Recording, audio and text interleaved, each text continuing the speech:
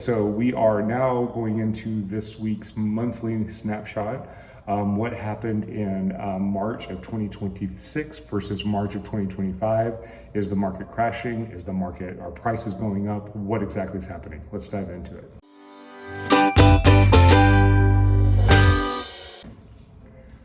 Okay, so we're just going to dive straight into the statistics and show you what happened for March 2026 versus March 2025. You can see that the number of new listings was actually down 5%. So everybody's talking about the increased inventory, but March of this year was down versus March of last year by 5%. What's important about that is if you look at the number of sales were up 6.6%. So that's an 11.6% delta, showing that supply was down 5%, demand was up 6.6%. So that means that the sellers, again, were into that strong seller's market, and it's actually stronger than it was in last March. So just pay attention to that and kind of see how this plays out.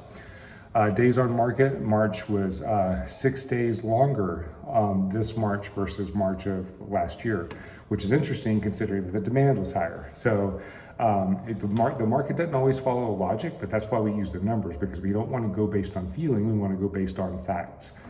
So properties were staying on the market a little bit longer. Months of inventory is flat compared to March of last year. We have 3 months last year. We have 3 months this year. What this number means, this is the absorption rate. And what that means is if no new properties came on the market and buyers continued selling at the rate that they did, or buying in the rate that they did in March, how long would it take to run out of inventory? And the answer to that is 3 months. Anything 5 months and below is considered to be a seller's market. Anything 5 to 6 months is considered a normal market. Anything 6 months and above is considered a buyer's market. So this is just more evidence that we are in fact in a strong seller's market. And then the sales price, what happened to the median sales price? March of 2026 was $770,500.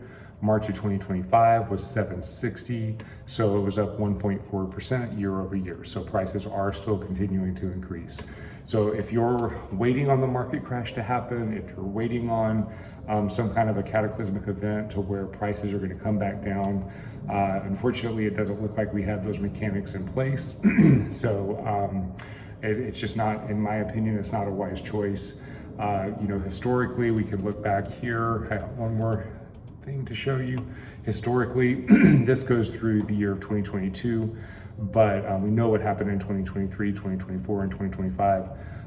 But historically, there's never been a decade where we've had a down decade with regards to real estate growth.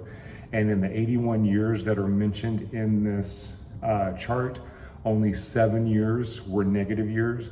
And 5 of those years came right in here in the economic crisis of 2007 through 2010. So you can see that, and that was a crisis that happened because of the real estate market. And then we had another couple of negative years here in 1990, 91. So basically what that means is the market tends to go up. Even if there is a small dip, it doesn't take long for it to recover. So again, if you're waiting for the prices to come back down, that's probably a losing battle. You're only costing yourself money, because as the market continues to appreciate, even if they do flatten out or drop a percentage or two, you've lost so much money because they've already gone up so much. So if you have any questions about that, please feel free to reach out to us, 703-783-2143, and we will see you on next month's market report. Have a great week.